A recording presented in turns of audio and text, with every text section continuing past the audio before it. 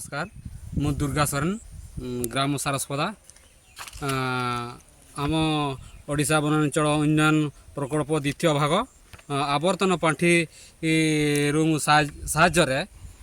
मु 10,000 टंका आनी चाष करने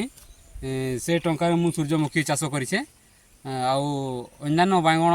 पनीपरिया भी करें जे मु वनांचल तरफ अधिका बेनिफिट हेबी बोली कि मु भावुची से आमर ओडिशा वनांचल उन्नयन प्रकल्प को धन्यवाद देउछि।